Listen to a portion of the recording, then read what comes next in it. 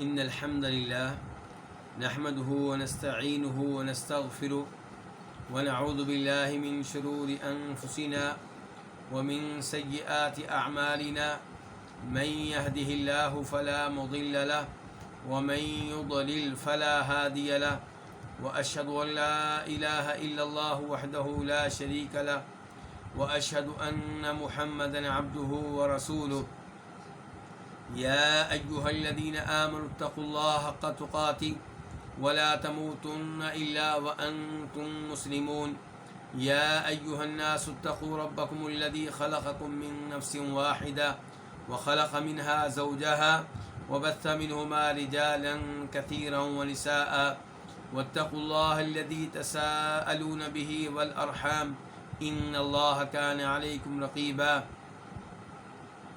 يا أيها الذين آمنوا اتقوا الله وقولوا قولا سديدا يصلح لكم أعمالكم ويغفر لكم ذنوبكم ومن يطع الله ورسوله فقد فاز فوزا عظيما أما بعد فإن خير الحديث كتاب الله وخير الهدي هدي محمد صلى الله عليه وسلم وشر الأمور محدثاتها وكل محدثة بدعة وكل بدعة ضلالة وكل ضلالة في النار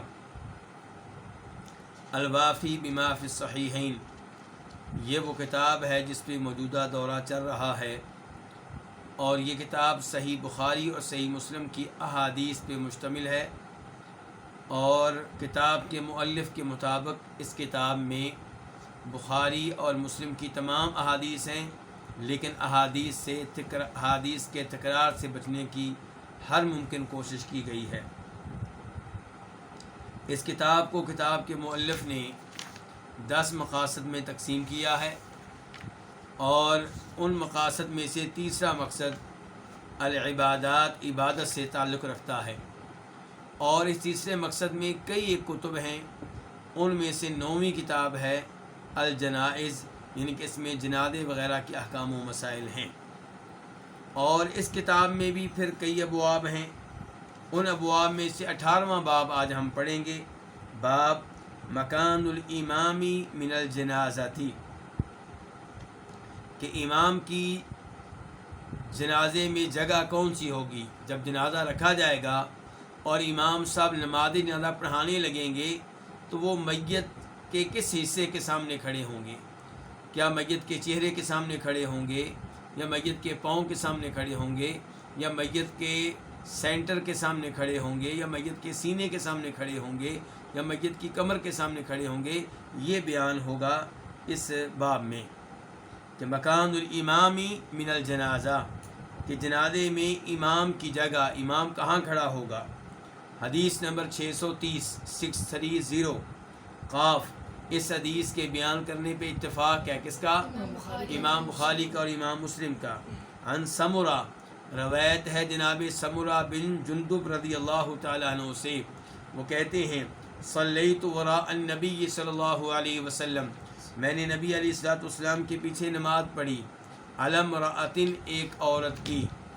تو پھر نماز جنازہ کون سی نماز ہوئی؟ نماز جنازہ۔ جب وہ کہہ رہے ہیں کہ میں نے آپ کے پیچھے نماز پڑھی علی امرأۃ، ایک ایسی عورت پہ ماتت فی نفاسہا، جو فوت ہوئی تھی اپنے ولادت کے ایام میں، یعنی کہ جن دنوں اس عورت کے ہاں ولادت ہوئی، جو دن اس کی زچگی کے دن تھے، ان دنوں میں وہ عورت فوت ہوئی ہے۔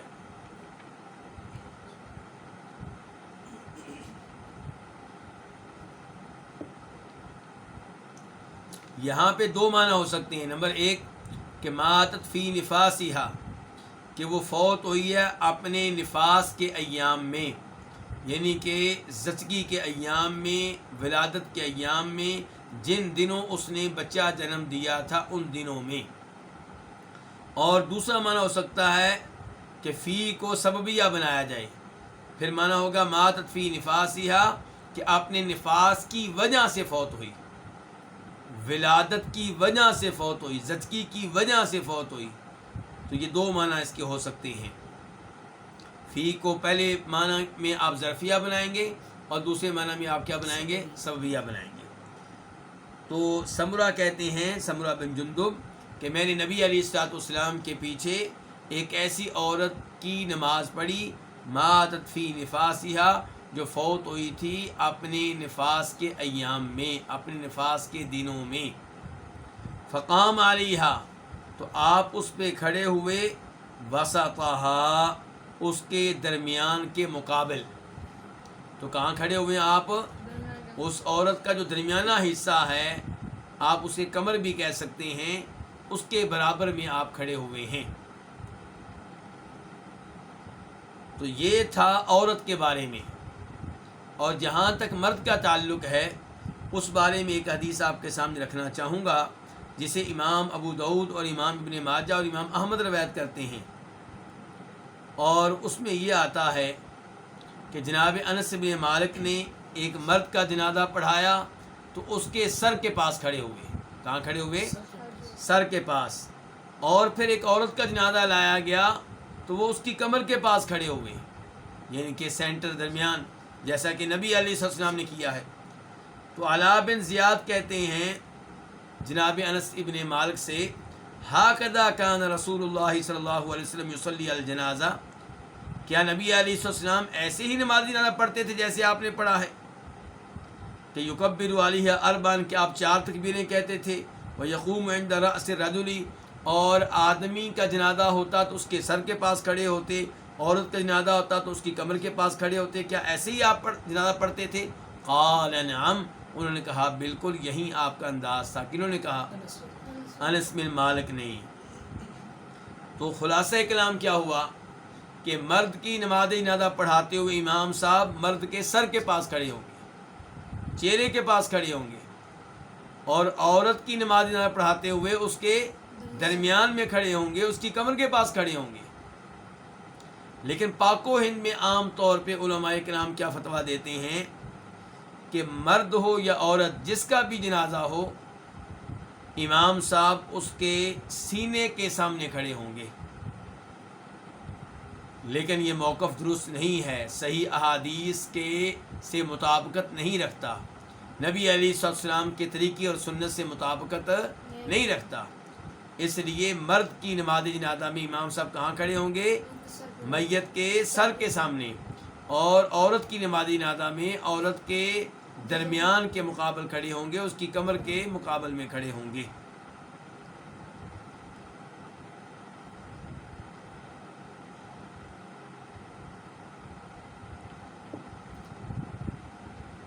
آپ اس سے اندازہ لگا سکتے ہیں کہ ہمارا دین کتنا عظیم دین ہے.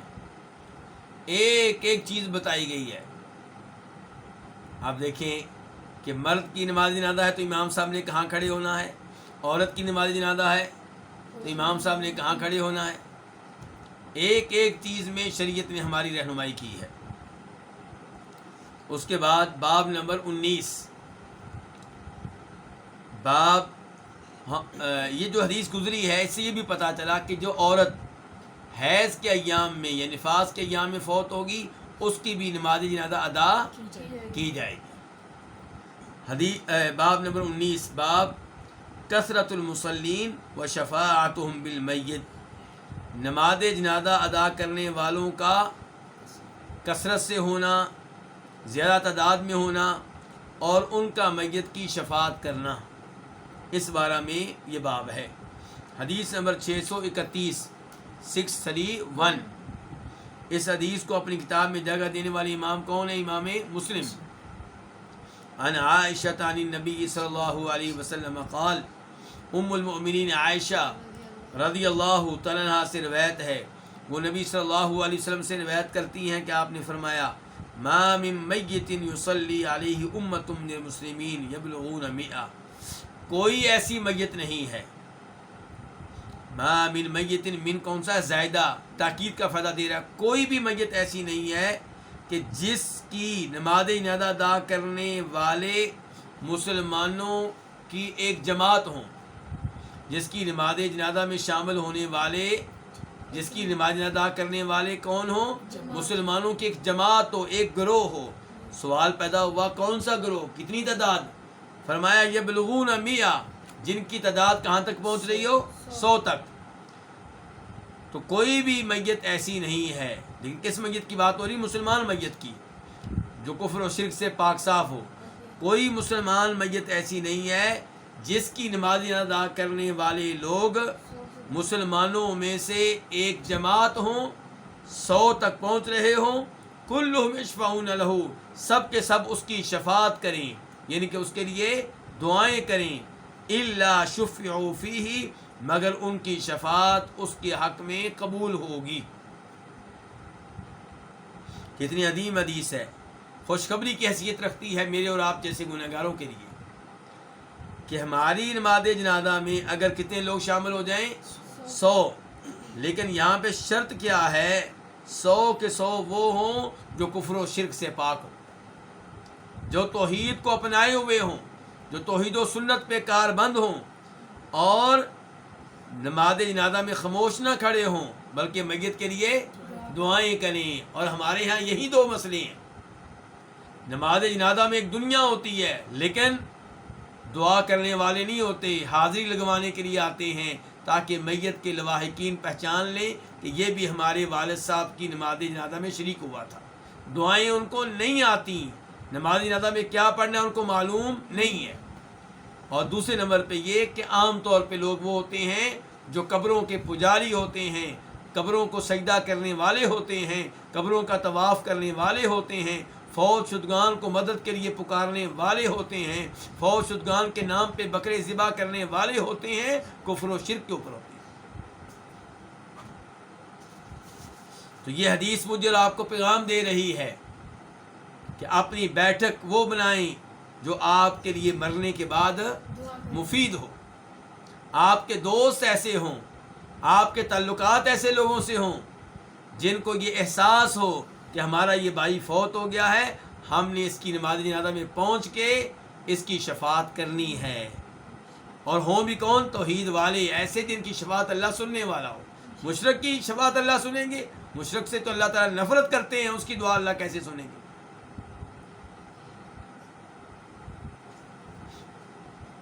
तो नमाज जनाजा में पता चलता है कि आपने तल्लुकात कैसे लोगों से कायम किए थे।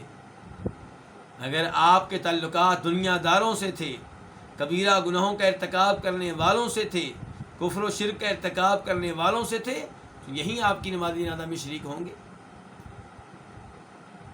जिनको दुआएं नहीं आती होंगी, जिनका अकीदा साफ सुथरा नहीं होगा।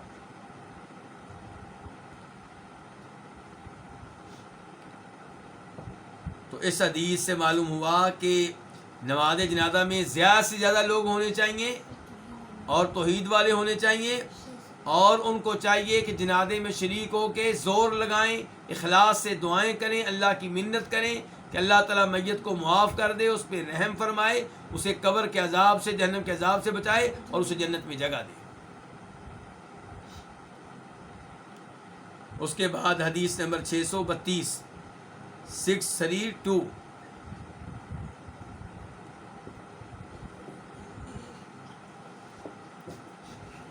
इस हदीस को अपनी किताब में जगह देने वाले इमाम कौन है? इमाम मुस्लिम। अन कुरैब बिन मौला इब्न अब्बास, कुरैब से रवायत है। कुरैब कौन है? जनाब अब्दुल्लाह इब्न अब्बास रदियल्लाहु अन्हुमा के मौला हैं, यानी कि उनके आज़ाद करदा गुलाम हैं। वो रवायत करते हैं अब्दुल्लाह इब्न अब्बास, जनाब अब्दुल्लाह इब्न अब्बास से, अपने मालिक से और अपने उस्ताद से। अब्दुल्लाह इब्न अब्बास से रवायत करते हैं कि अन्नहु मात इब्नुन लहू, कि बेशक बात ये है कि उनका एक बेटा फौत हो गया। किन का? अब्दुल्लाह इब्न अब्बास का। कहाँ फौत हुआ? बिक़ुदैदिन औ बिउस्फान, मकाम कुदैद पे या मकाम उस्फान पे। ये शक हो गया किसको? रावी को। मकाम कुदैद और मकाम उस्फान ये दोनों मकाम मक्का और मदीना के दरमियान में हैं, लेकिन मक्का के ज़्यादा करीब हैं। किसकी ज़्यादा करीब हैं? मक्का की। और उस्फान कुदैद के मुकाबले में ज़्यादा करीब है मक्का के। तो वहाँ पे बेटा फौत हुआ किसका? अब्दुल्लाह इब्न अब्बास का। फ़क़ाल, तो कहने लगे, या कुरैब, ए कुरैब, उन्जुर मजतमा लहू मिनन नास, देखो उन लोगों को, देखो जो जमा हुए हैं, लहू इसकी खातर, किसकी खातर? बेटे की खातर, من الناس لوگ، جو لوگ میرے بیٹے کی خاطر جمع ہوئے ہیں دیکھو کتنے ہیں، چیک کر کے آؤ. قال وہ کہتے ہیں کون؟ قریب. فخرجت تو میں نکلا، یعنی کہ جہاں پہ میت موجود تھی، جہاں پہ عبداللہ بن عباس موجود تھے، وہاں سے میں نکلا. فَإِذَا نَاسٌ قَدِ اجْتَمَعُوا لَهُ، تو اچانک خلاف توقع کئی لوگ ہیں جو اس کے لیے جمع ہو چکے ہیں. یعنی کہ لفظ اذا کا استعمال کیا قریب نے، اور اذا کا لفظ یہاں جب کے معنی میں نہیں ہے، بلکہ اچانک اور ایسی چیز کے معنی میں ہے جو خلاف توقع. یعنی کہ لوگ جو جمع ہوئے تھے وہ قریب کی توقع کے خلاف تھے. خلاف یعنی کہ خلاف توقع لوگ ان کے لیے جمع ہو چکے تھے. فاخبرتہ، کہتے ہیں میں نے ان کو خبر دی، ان کو بات بتائی. کن کو؟ عبداللہ بن عباس کو. فقال، تو وہ فرمانے لگے. کون؟ عبداللہ بن عباس. تقولهم 40، تقول سے پہلے حمزہ استفہام کا مقدر ہوگا، یعنی کہ اتقول، اور تقول تدل کے معنی میں ہے آپ کیا کہتے ہیں، آپ کیا گمان کرتے ہیں وہ 40 ہوں گے؟ آپ کے خیال میں یہ لوگ کتنے ہوں گے؟ 40 ہوں گے. قال نعم، قریب نے کہا بالکل 40 تو ہیں. قال اخرجوہ، کہا اس کو نکالو. کس کو؟ میت کو، یعنی کہ نکالو، میرے بیٹے کی میت کو باہر نکالو. فإنی سمعت رسول اللہ صلی اللہ علیہ وسلم یقول، کیونکہ میں نے رسول اللہ صلی اللہ علیہ وسلم سے سنا تھا کہ آپ کہہ رہے تھے ما من رجل مسلم یموت فیقوم علی جنازتی 40 رجلا لا یشرکون باللہ شیئا الا شفعهم اللہ فیہ. کوئی ایسا مسلمان آدمی نہیں ہے جو فوت ہو جائے اور اس کی جنازے پہ 40 آدمی کھڑے ہوں، ایسے 40 آدمی جو اللہ کے ساتھ کسی بھی چیز کو شریک بنانے والے نہ ہوں، مگر اللہ تعالیٰ ان کی اس کے حق میں شفاعت قبول کرتا ہے. پچھلی حدیث میں کتنے آدمی تھے؟ 100، اور یہاں پہ کیا کہا گیا ہے؟ 40. اور یہاں پہ واضح طور پہ کہا گیا وہ 40 آدمی کیسے ہونے چاہیے؟ اللہ تعالیٰ کے ساتھ شیئن، کسی کو بھی شریک کرنے والے نہ ہوں، نہ کسی پتھر کو، نہ کسی قبر کو، نہ کسی زندہ بزرگ کو، نہ کسی مردہ بزرگ کو، نہ کسی درخت کو، نہ کسی لوہے کو، کسی بھی چیز کو اللہ کے ساتھ شریک کرنے والے نہ ہوں، نہ گائے کو، نہ بندر کو، کوئی بھی چیز اللہ کے ساتھ شریک کرنے کی اجازت نہیں ہے. تو 40 آدمی ہوں لیکن توحیدی ہوں، یہ بہتر ہے اس سے کہ 400 ہوں لیکن کفر و شرک کرنے والے ہوں. تو پیغام اس حدیث میں بھی میرا یہی ہے آپ کے لیے، کیا؟ کہ آپ کے دوست کیسے ہونے چاہیے؟ توحیدی قسم کے، صحیح عقائد کے مالک، جو آپ کے جنازے میں شریک ہوں تو آپ کو فائدہ ہو. اور میت کے لواحقین کو چاہیے کہ وہ اس بات پہ توجہ دیں کہ ان کے والد کے جنازے میں، ان کے بھائی کے جنازے میں، ان کی بیگم کے جنازے میں، ان کی والدہ کے جنازے میں شامل ہونے والے کون ہوں؟ اہل علم، دین کا علم رکھنے والے، توحید کے اوپر کاربند لوگ. نہ یہ کہ وہ توجہ دیں کہ دنیا کو آج پتہ چل جائے کہ ہمارے ابو کے جنازے میں بڑے بڑے سیاسی لوگ آئے ہوئے تھے، بڑے بڑے آفیسر آئے ہوئے تھے. بھائی اب آخرت کا معاملہ ہے، آپ کو آفیسروں کی پڑی ہے، آپ کو عہدے داروں کی پڑی ہے. آپ کی یہ خواہش ہے کہ ہمارے والد کے جنازے میں کوئی بہت بڑا آفیسر شامل ہو، یہ عجیب خواہش ہے آپ کی. وہ آ کے کیا کرے گا؟ یہاں پہ اللہ سے بات کرنی ہے جنازے میں، اللہ سے دعائیں کرنی ہے جنازے میں. ان بیچاروں کو تو عام طور پہ دعائیں آتی نہیں ہیں. تو اس لیے آپ اپنے والد کی فوتگی اور جنازے کی خبر کن کو دیں؟ اہل علم کو، دین کے طالب علموں کو. اب سوال پیدا ہوگا کہ پچھلی حدیث میں آئے تھے کتنے لوگ؟ 100، اور یہاں پہ کتنے ذکر ہوئے ہیں؟ 40. تو دونوں کو جمع کیسے کریں گے؟ دونوں میں تطبیق کیسے دیں گے؟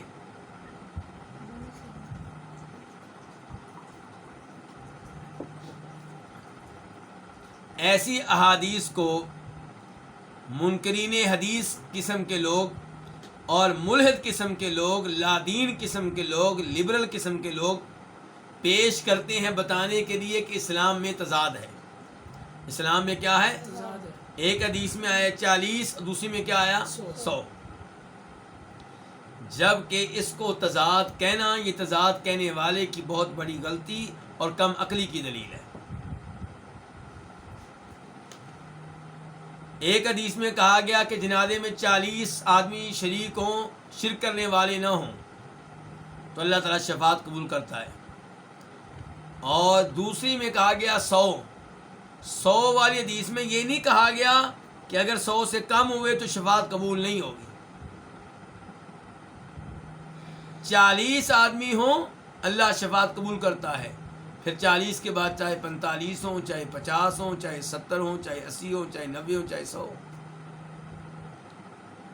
مثال کے طور پہ نبی علیہ الصلوۃ والسلام نے کسی جنازے میں دیکھا کہ 100 آدمی ہیں، تو آپ نے کہا جس جنازے میں 100 آدمی ہوں تو اللہ تعالیٰ ان 100 آدمیوں کی شفاعت قبول کرتا ہے۔ کسی جنازے میں دیکھا 40 آدمی ہیں، کہا جس جنازے میں 40 آدمی توحید والے ہوں اللہ ان کی شفاعت قبول کرتا ہے۔ وہ بھی ٹھیک، یہ بھی ٹھیک، نہ یہ غلط نہ وہ غلط۔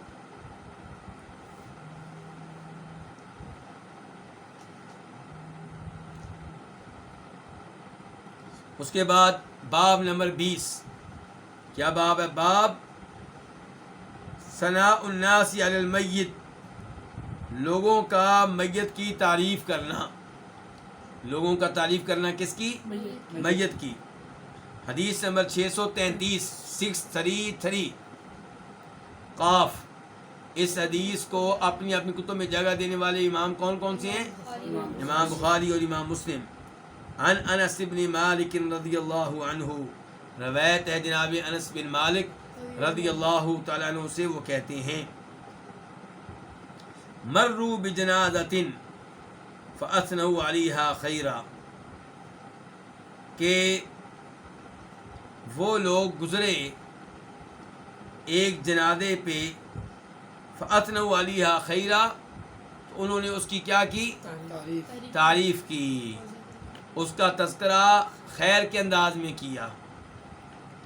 فقال النبی صلی اللہ علیہ وسلم، آپ نے فرمایا وجبت، واجب ہو گئی۔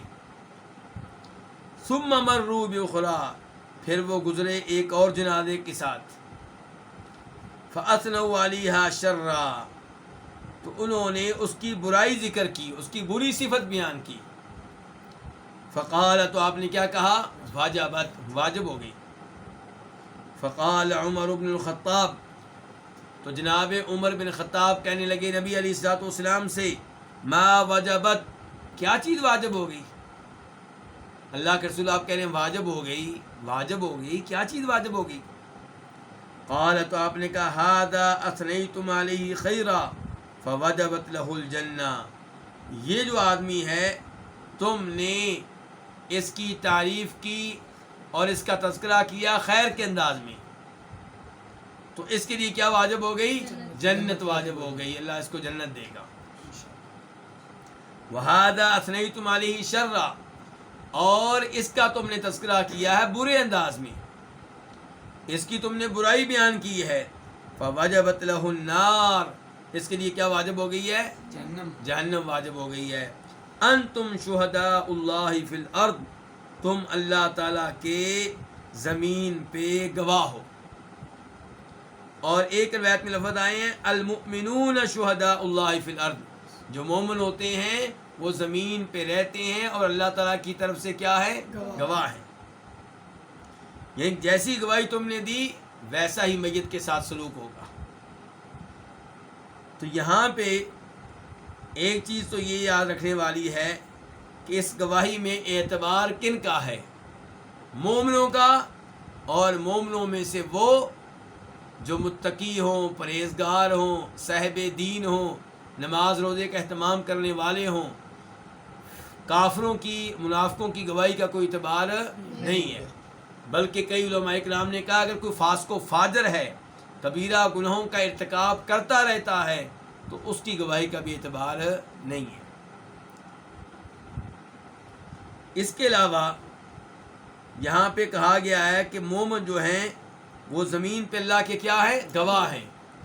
یہ الفاظ اس آیت کے عین مطابق ہیں جس آیت میں اللہ تعالیٰ فرماتے ہیں وَكَذَلِكَ جَعَلْنَاكُمْ أُمَّةً وَسَطًا، اسی طرح ہم نے تم کو بہترین امت بنایا ہے، معتدل امت بنایا ہے، افضل ترین امت بنایا ہے. کیوں؟ لِتَكُونُوا شُهَدَاءَ عَلَى النَّاسِ، تاکہ تم لوگوں پہ گواہی دینے والے بنو. وہاں پہ یہ نہیں کہا گیا آخرت میں، گواہی دنیا میں بھی اور آخرت میں بھی. تو اس لیے حدیث کی الفاظ اس آیت کے عین مطابق ہیں. اچھا، اب ایک جنازہ گزرا تو اس کی تعریف کی گئی. امام حاکم اپنی مستدرک میں روایت کرتے ہیں کہ تعریف کرتے ہوئے کہا گیا کہ کان یحب اللہ و رسولہ، کہ یہ آدمی اللہ کے رسول سے کیا کیا کرتا تھا؟ محبت کیا کرتا تھا. وَيَعْمَلْ بِطَاعَةِ اللَّهِ، اور یہ اللہ کی اطاعت کے مطابق اعمال سر انجام دیا کرتا تھا. وَيَسْعَى فِيهَا، اور نیک اعمال کے لیے بڑی کوشش کیا کرتا تھا. اور جب باری آئی کس کی؟ برے کی، تو اس کے بارے میں کہا گیا کہ یہ اللہ اور اللہ کے رسول سے بغض رکھتا تھا اور اللہ کے رسول کی نافرمانی کیا کرتا تھا.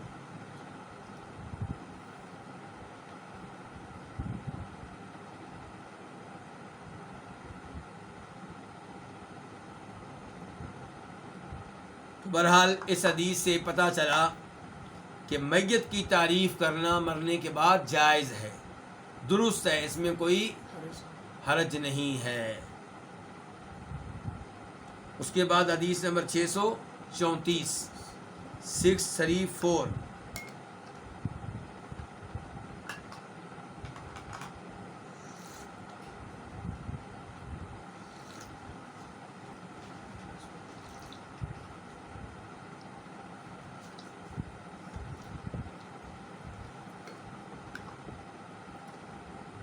عن ابی الاسود قال قدمت المدینہ وقد وقع بها مرض. اس حدیث نمبر 634 634 کو روایت کرنے والے امام کون ہیں؟ امام بخاری. اور امام بخاری روایت کرتے ہیں ابو الاسود سے. ابو الاسود کون ہیں؟ ظالم بن عمر الدیلی. کیا نام ہے ان کا؟ ظالم بن عمر بن سفیان الدیلی. اور کچھ لوگوں نے کہا ان کا نام تھا الدیلی کی بجائے الدولی. یہ کہتے ہیں قدمت المدینہ، میں کہاں آیا؟ مدینہ آیا. وقد وقع بها مرض، جب کہ مدینہ میں ایک وبا پھیل چکی تھی، ایک بیماری پھیل چکی تھی. اس سے پتہ چلا کہ مدینہ میں وبا آ سکتی ہے. یہ گارنٹی قرآن و حدیث میں کہیں نہیں آئی کہ مدینہ یا مکہ میں کوئی وبا نہیں آئے گی. البتہ یہ گارنٹی موجود ہے کہ مدینہ میں طاعون کی بیماری نہیں آئے گی. تو طاعون ایک خاص بیماری ہے اور کرونا وائرس ایک دوسری بیماری ہے. تو یہ سمجھنا کہ کرونا وائرس مدینہ میں آ چکا ہے تو یہ تو شاید نبی علیہ السلام کی حدیث کے خلاف ہے، ایسی بات بالکل نہیں ہے. تو یہ دیکھیے کہ ابو الاسود اپنے زمانے کی بات کر رہے ہیں کہ میں مدینہ آیا اس حال میں کہ مدینہ میں ایک بیماری واقع ہو چکی تھی، پھیل چکی تھی. فجلست الی عمر بن الخطاب، تو میں عمر بن خطاب کے پاس بیٹھ گیا. یہ کون کہہ رہے ہیں؟ ابو الاسود. فمرت بہم جنازۃ، تو ان کے قریب سے ان کے پاس سے ایک جنازہ گزرا. فاثنی علی صاحبها خیرا، تو جنازے پہ، جنازہ جس کا جا رہا تھا اس کا تذکرہ کیا گیا خیر کے انداز میں، اس کی تعریف کی گئی، اس کی اچھی صفت بیان کی گئی. فقال عمر، تو جناب عمر کہنے لگے وجبت، کیا ہو گیا؟ واجب ہو گئی. ثم مر باخری، پھر ایک اور جنازے کو لے کر گزرا گیا. فاثنی علی صاحبها خیرا، تو اس جنازے والے کا تذکرہ بھی خیر کے انداز میں ہوا، اس کی بھی اچھی تعریف کی گئی. فقال عمر، تو جناب عمر کہنے لگے وجبت، واجب ہو گئی.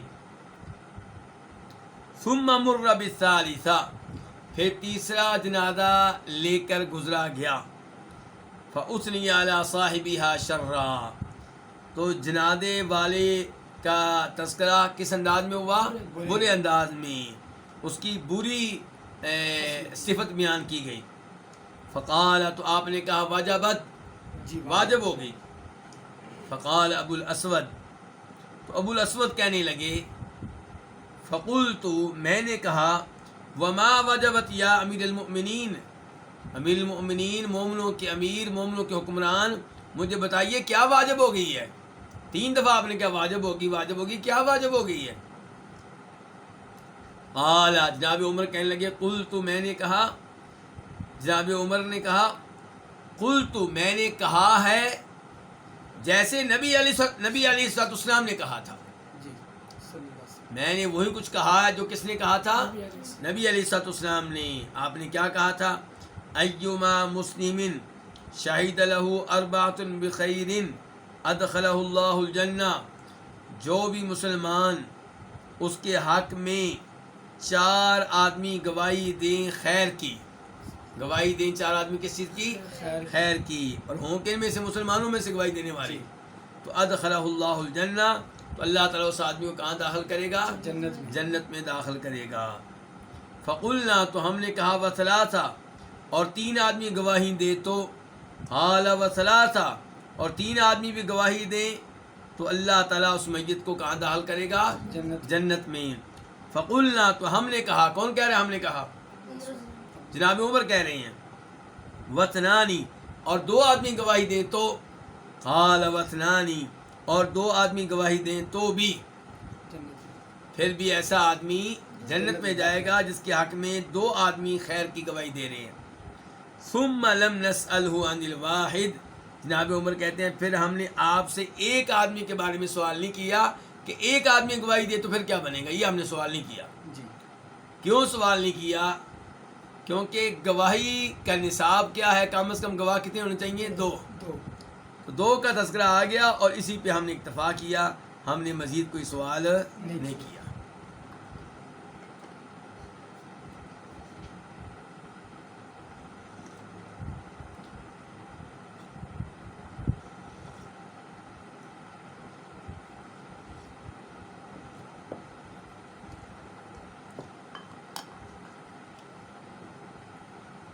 اس کے بعد باب نمبر 21. باب کیا؟ باب مستریح و مستراح منہ، کہ راحت پانے والا ہے، آرام پانے والا ہے، اور اس سے لوگ آرام پانے والے ہیں. اس کا کیا مطلب ہے؟ یہ حدیث سے سمجھ میں آ جائے گا. حدیث نمبر کون سی ہے؟ 635 635 قاف. اس حدیث کو بیان کرنے والے کون کون ہیں؟ امام بخاری اور امام مسلم. عن ابی قتادہ بن ربعی الانصاری، روایت ہے ابو قتادہ بن ربعی انصاری سے. ان رسول اللہ صلی اللہ علیہ وسلم مر علیہ بجنازہ، کہ نبی علیہ الصلوۃ والسلام کے پاس سے گزرا گیا ایک جنازے کے ساتھ، یعنی کہ لوگ ایک جنازہ لے کر آپ کے پاس سے گزرے. فقال تو آپ نے کہا مستریح و مستراح منہ، مستریح راحت پانے والا ہے، آرام پانے والا ہے. اس کے بعد ہے واؤ. واؤ یہاں پہ او کے معنی میں ہے، یعنی کہ یا کہ آرام پانے والا ہے، یا اس سے لوگ آرام پانے والے ہیں، لوگ اس سے راحت پانے والے ہیں. قالوا تو انہوں نے کہا، کنہوں نے؟ صحابہ کرام نے. یا رسول اللہ، اللہ کے رسول، مل مستریح والمستراح منہ، یہ لفظ جو آپ نے بولے ہیں کہ آرام پانے والا ہے، راحت پانے والا ہے، یا لوگ اس سے راحت پانے والے، اس کا کیا مطلب ہے؟ کون ہے جو مستریح ہے اور مستراح منہ ہے؟ قال تو آپ نے کہا العبد المؤمن یستریح من نصب الدنیا واداها الى رحمت اللہ، کہ بندہ مومن دنیا کی تھکاوٹ سے آرام پاتا ہے، واداها دنیا کی تکلیفوں سے آرام پاتا ہے، آرام پا کر کہاں جاتا ہے؟ الى رحمت اللہ، اللہ کی رحمت کی طرف جاتا ہے. یعنی کہ مومن جب فوت ہوتا ہے تو اس کو سکون مل جاتا ہے، دنیا کے مصائب سے جان چھوٹ جاتی ہے، کیونکہ دنیا مومنوں کے لیے کیسے ہے؟ قید خانہ ہے. آزمائشیں آزمائشیں ہیں، مصیبتیں مصیبتیں ہیں، پریشانیاں پریشانیاں ہیں، مومن کو سکون نہیں ملتا. اور آج آپ پوری دنیا میں مسلمانوں کو دیکھ لیں، جگہ بجگہ مسلمان آزمائش کی آدمی ہیں. تو پریشان نہیں ہونا چاہیے. دنیا مومن کے لیے کیا قید خانہ ہے, جیل ہے. تو فرمایا مومن بندہ جو ہے وہ دنیا کی تھکاوٹ سے اور تکلیفوں سے آرام پاتا ہے, اور آرام پا کر کہاں جاتا ہے؟ الی رحمت اللہ, اللہ کی رحمت کی طرف. والعبد الفاجر یستریح منہ العباد والبلاد والشجر والدواب. اور جو فاجر بندہ ہے, کافر بندہ یا مسلمانوں میں سے ایک فاجر بندہ, کبیرہ گناہوں کا کثرت سے ارتکاب کرنے والا بندہ, اور جو فاجر بندہ ہے یستریح من العباد, اس سے آرام پاتے ہیں کون؟ العباد بندے, والبلاد اور شہر علاقے ممالک, والشجر اور درخت, والدواب اور جانور اس سے جان ان کے آرام پاتے ہیں, ان کی جان چھوٹتی ہے اس کے چلے جانے سے, وہ راحت پاتے ہیں اس کے چلے جانے سے, ان کو سکون ملتا ہے اس کے چلے جانے سے. کیوں بھائی؟ کیونکہ یہ فاسق و فاجر سبب بنتا ہے کہسالی کا, یہ فاسق و فاجر سبب بنتا ہے اللہ کے عذاب کے نازل ہونے کا, یہ فاسق و فاجر سبب بنتا ہے اللہ کی طرف سے بارش کے نازل نہ ہونے کا. جب یہ مرتا ہے تو جان چھوٹتی ہے, ہر ایک کو سکون ملتا ہے, درختوں کو بھی. اب پانی آئے گا, بارش برسے گی, جانوروں کو بھی سکون ملتا ہے, اب گھاس ملے گا.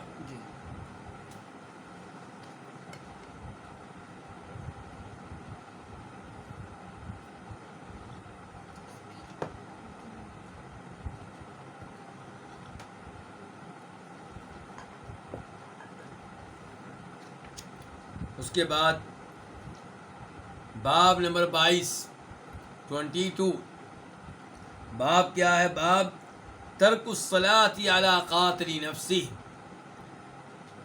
جو اپنے آپ کو خود قتل کرنے والا ہو, اپنے آپ کو خود ہلاک کرنے والا ہو, اس کی نماز ترک کر دینا, یعنی خودکشی کرنے والے کی نماز جنازہ ادا نہ کرنا, اس بارے میں یہ باب ہے. حدیث نمبر ہے 636 میم. اس حدیث کو اپنی کتاب میں جگہ دینے والے امام کون سے ہیں؟ امام بخاری, امام مسلم. نہیں, امام مسلم, کیونکہ صرف میم ہے. امام مسلم. عن جابر بن سمرہ, روایت ہے کس سے؟ جابر بن سمرہ السوائی الکوفی سے. قال, وہ کہتے ہیں اتی النبی صلی اللہ علیہ وسلم برجل قتل نفسہ بمشاقص. نبی علیہ الصلوۃ والسلام کے پاس ایک ایسا آدمی لایا گیا جس نے اپنے آپ کو قتل کیا تھا. کس چیز کے ساتھ؟ چوڑے تیروں کے ساتھ. مشاقص مشکس کی جمع ہے. کس کے ساتھ قتل کیا تھا اپنے آپ کو؟ چوڑے تیروں کے ساتھ. فلم یصلی علیہ, آپ نے اس کی نماز جنازہ ادا نہیں کی. تو جی اب بتائیں, اگر اس قسم کا کوئی آدمی فوت ہو تو اس کی نماز جنازہ ادا کرنی چاہیے کہ نہیں؟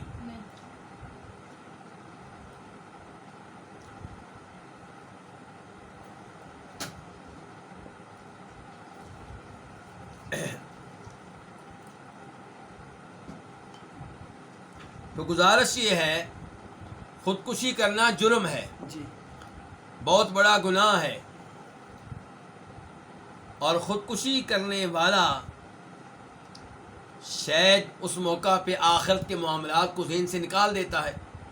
ورنہ اگر اس کے ذہن میں ہو کہ میرا حساب ہوگا, مجھ سے پوچھا جائے گا کہ تو نے اپنے آپ کو کیوں مارا, کوئی خودکشی کیوں کرے گا, تو خودکشی کے قریب بھی نہیں جانا چاہیے, اس کے بارے میں سوچنا بھی نہیں چاہیے.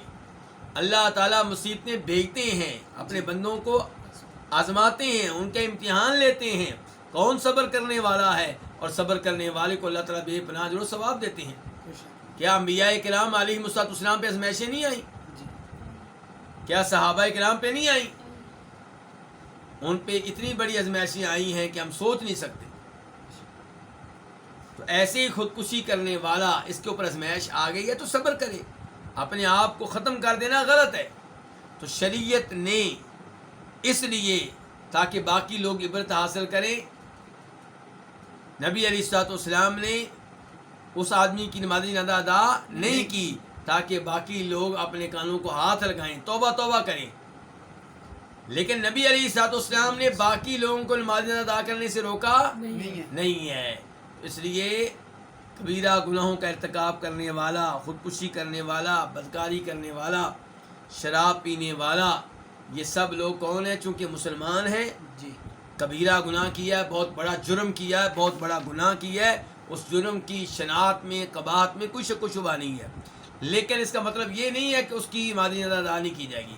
ہاں، جو معاشرے کا اہم آدمی ہے، جی جو اگر اس کی نماز جنازہ میں شریک نہیں ہوگا، باقی لوگ توبہ کریں گے، تو اس کو چاہیے کہ اس کی نماز جنازہ میں شریک نہ ہو۔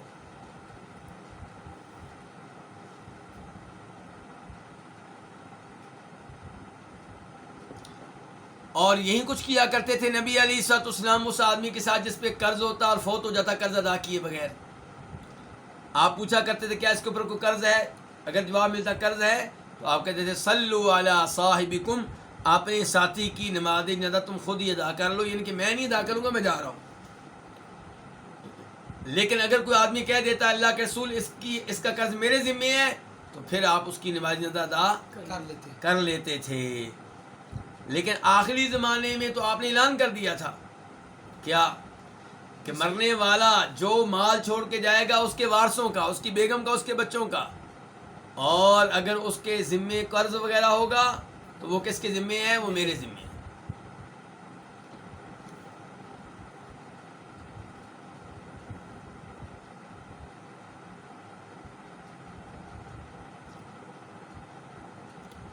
اس کے بعد باب نمبر کون سا ہے؟ 23، باب ما یلحق المیت من الثواب، یہ باب ہے اس ثواب کے بارے میں جو میت سے جا ملتا ہے، میت کو بعد میں ملتا رہتا ہے۔ اس میں حدیث نمبر ہے 637، 637۔ اس حدیث کو اپنی کتاب میں جگہ دینے والے امام کون سے؟ امام مسلم۔ عن ابی ہریرہ ان رسول اللہ صلی اللہ علیہ وسلم قال، جناب ابو ہریرہ سے روایت ہے بے شک رسول اللہ صلی اللہ علیہ وسلم نے فرمایا اذا مات الانسان، جب کوئی انسان فوت ہو جائے، انقطع عنہ عملہ، تو اس سے اس کے اعمال کیا ہو جاتے ہیں؟ منقطع ہو جاتے ہیں، ان کا سلسلہ ختم ہو جاتا ہے۔ فوت ہونے والا فوت ہوا اور اس کے اعمال کی کہانی ختم ہوئی۔ اب قبر میں اس کو نیا ثواب نہیں ملے گا، الا من ثلاثۃ، مگر 3 امور ایسے ہیں جن کے ذریعے بعد میں بھی ثواب ملتا رہتا ہے۔ نمبر 1، الا من صدقۃ جاریہ، مگر کیا؟ صدقہ جاریہ، ان کے پہلے کہا تھا کہ جب انسان فوت ہو جائے اس سے اس کے اعمال منقطع ہو جاتے ہیں، اب کہا الا من صدقۃ جاریہ، مگر جو صدقہ جاریہ ہے اس کا ثواب بعد میں بھی ملتا رہتا ہے۔ صدقہ جاریہ سے کیا مراد ہے؟ کہ آپ کسی زمین کو مسجد کے لیے وقف کر دیتے ہیں، آپ کوئی زمین کسی مدرسے کے لیے وقف کر دیتے ہیں، آپ کوئی زمین کسی دینی کام کے لیے وقف کر دیتے ہیں، حفظ کے بچے وہاں پہ آ کے پڑھیں، قرآن حفظ کریں، ان کے لیے وقف کر دیتے ہیں، قرآن کی کلاس لگتی ہے اس کلاس کے لیے آپ کو جگہ وقف کر دیتے ہیں۔ تو یہ جو آپ وقف کر دیتے ہیں ان کے اپنی ملکیت سے نکال کے اللہ کی ملکیت میں دے دیتے ہیں، یہ چیز جو ہے یہ ہے الا من صدقۃ جاریہ،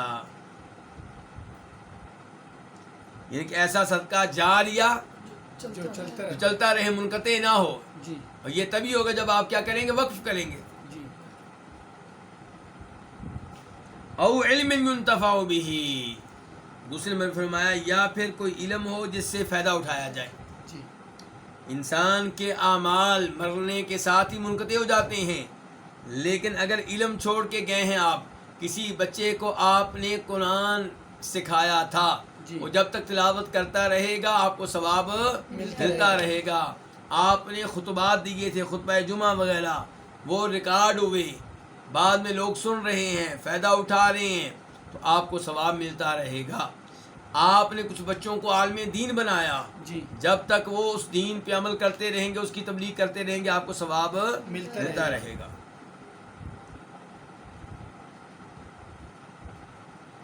اس لیے ہم میں سے ہر ایک کو چاہیے کہ کسی نہ کسی کو دین سکھائے جتنا آپ کو آتا ہے۔ آپ کو ایسے لوگ مل جائیں گے جن کو کلمہ پڑھنا نہیں آتا، آپ کو ایسے لوگ مل جائیں گے جن کو سورہ فاتحہ پڑھنا نہیں آتی، آپ کو ایسے لوگ مل جائیں گے جن کو سورہ اخلاص نہیں آتی، تو آپ کسی کو سورہ اخلاص سکھا دیں جی یا کلمہ سکھا دیں یا سورہ فاتحہ سکھا دیں، یہ چیز جب تک وہ پڑھتا رہے گا آپ کو ثواب ملتا رہے گا۔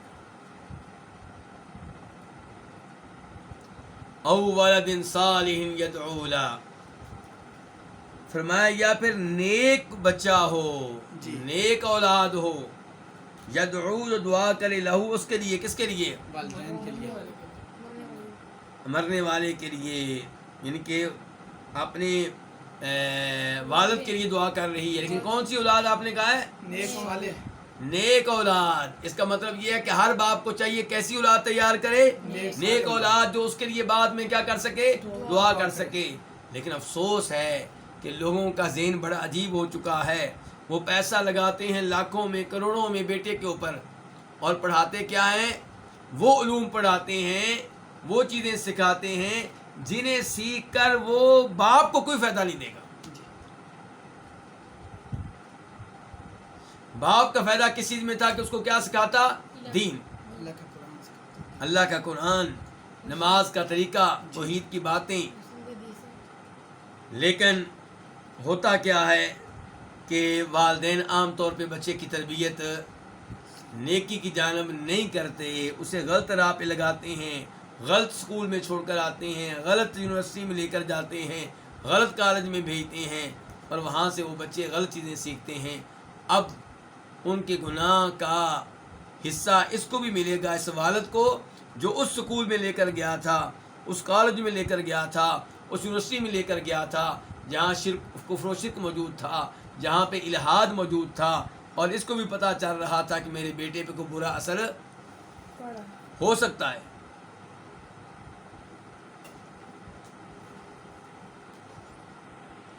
تو پہلے کہا گیا ہے کہ انسان کے اعمال منقطع ہو جاتے ہیں، اب کہا گیا لیکن 3 چیزوں کا ثواب ملتا رہتا ہے۔ جی یہ وہ 3 چیزیں اگر آپ غور کریں جس میں اس کی اپنی محنت ہے، جی صدقہ جاریہ وہ خود کرنے والا ہے، خود وہ بلڈنگ کوئی وقف کر کے گیا، کسی مدرسے کو دے کر گیا ہے، یا علم جو ہے کون پھیلا کر گیا؟ خود، جی خود دے کر یا نیک اولاد اس کے لیے دعائیں کرتی ہے۔ اولاد کی تربیت اچھائی کی طرف کس نے کی ہے؟ خود اس نے کی ہے۔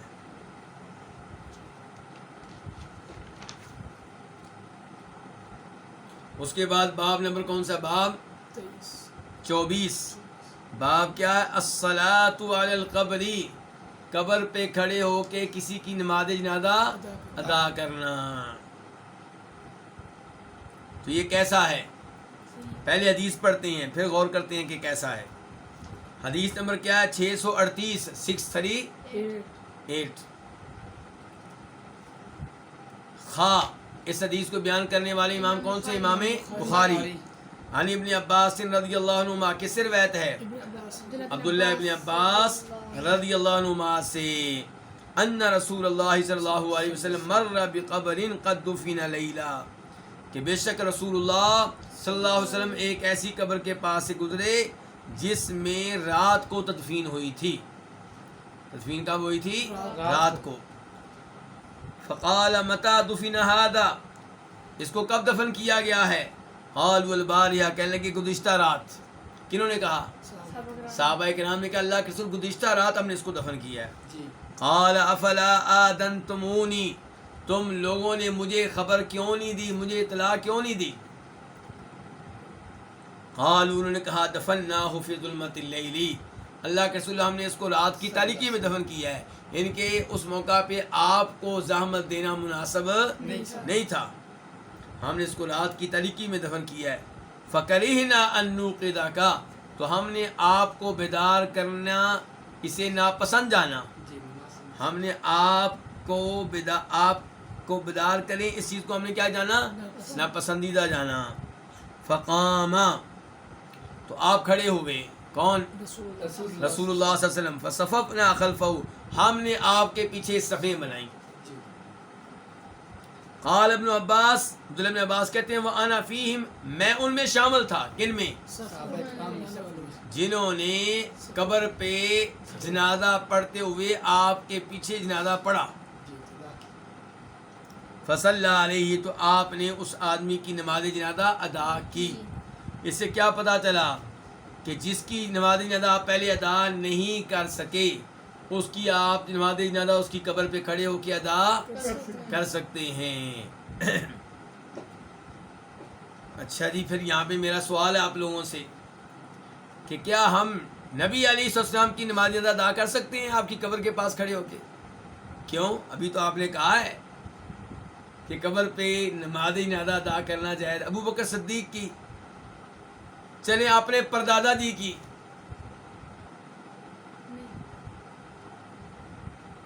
کچھ علماء کرام کہتے ہیں کہ میت کے فوت ہونے کے 1 مہینے تک آپ نماز جنازہ ادا کر سکتے ہیں۔ اگر 1 مہینہ گزر گیا میت کو دفن کیے ہوئے اور آپ نے نماز جنازہ ادا نہیں کی تو اب آپ ادا نہیں کر سکتے۔ لیکن یہ تحدید، 1 مہینے کی تحدید اور قید اور پابندی جو لگائی گئی ہے، اس کی کوئی دلیل نہیں ہے۔ جی نبی علیہ السلام نے احد میں شہید ہونے والوں کی نماز جنازہ کب ادا کی تھی؟ فوت ہونے سے کچھ دن پہلے، فوت ہونے والے سال میں ادا کی تھی، جی جب کہ وہ فوت ہوئے کس سال؟ سن 3 3 ہجری میں۔ بدر کی لڑائی ہوئی ہے سن 2 ہجری میں، احد کی لڑائی ہوئی سن 3 ہجری میں، اور آپ فوت ہوئے سن 11 ہجری میں۔ سن 11 ہجری میں آپ فوت ہوئے، کہ کتنے سالوں کے بعد آپ نے ان کی قبروں پہ کھڑے ہو کے ان کی نماز جنازہ ادا کی؟ لیکن پھر مسئلہ وہی ہے کہ کیا پھر ہم اپنے پردادا کی نماز جنازہ ادا کر سکتے ہیں اگر کوئی قید نہیں ہے؟ کچھ علماء کرام نے تو قید لگا دی تھی 1 مہینے کے اندر اندر بھائی، اور ہم نے ان کو کہہ دیا تھا کہ بھائی تم نے جو قید لگائی ہے، تحدید کی ہے، اس کی کوئی دلیل نہیں ہے۔ تو وہ ہم سے پوچھتے ہیں پھر بتاؤ عثمان بن عفان رضی اللہ عنہ کی قبر بقی قبرستان میں ہے، اس پہ کھڑے ہو کے آج نماز جنازہ ادا کر لیں ان کی؟ تو یہاں پہ علماء کرام نے ایک وضاحت کی ہے، بڑی شاندار وضاحت ہے۔ وہ کہتے ہیں کہ آپ اس کی نماز جنازہ ادا کر سکتے ہیں جو جب فوت ہوا تھا تب آپ نماز جنازہ ادا کرنے کے اہل تھے، جو آپ کی ولادت سے پہلے فوت ہوئے ہیں وہ جب فوت ہوئے تھے تب آپ نماز جنازہ کے اہل تھے نہیں، یا آپ کی عمر تھی 1 سال تو آپ نماز جنازہ پڑھنے کے اہل تھے نہیں۔ آپ ان کی نماز جنازہ پڑھ سکتے ہیں جن کی فوتگی کے موقع پہ آپ نماز جنازہ پڑھنے کے اہل تھے لیکن کسی مجبوری یا سستی کی وجہ سے نہیں پڑھ سکے، تو اب آپ اس کی قبر پہ جا کے پڑھ سکتے ہیں۔ مسئلہ واضح ہو گیا؟ جی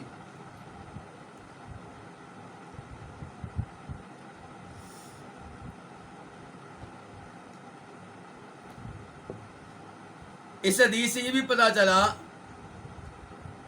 کہ بچے بڑوں کے ساتھ کھڑے ہو کے نماز جنازہ میں حصہ لے سکتے کیسے، یہ ہمیں پتہ چلا کیونکہ عبداللہ ابن عباس خود بتاتے ہیں کہ جب نبی علیہ السلام نے حج کیا، اور آپ نے کتنے حج کیے ہیں؟ ہیں۔ 1 کس سال کیا؟ سن 10 ہجری میں، ان کے سن 10 ہجری کے آخری مہینے میں، جی ان کے جب حج ہوا ہے تو نبی علیہ السلام کے فوت ہونے میں 90 کچھ دن باقی رہ گئے تھے۔ تو عبداللہ بن عباس کہتے ہیں کہ آپ کے حج کے موقع پہ میں بلوغت کے قریب تھا، میں بلوغت کے قریب تھا۔ اس کا مطلب یہ ہے کہ جب یہ نماز جنازہ ادا کی گئی ہے تو اس وقت عبداللہ بن عباس بالغ نہیں تھے، تو پتہ چلا بچہ بڑوں کے ساتھ سب میں کھڑے ہو کے نماز جنازہ ادا کر سکتا ہے۔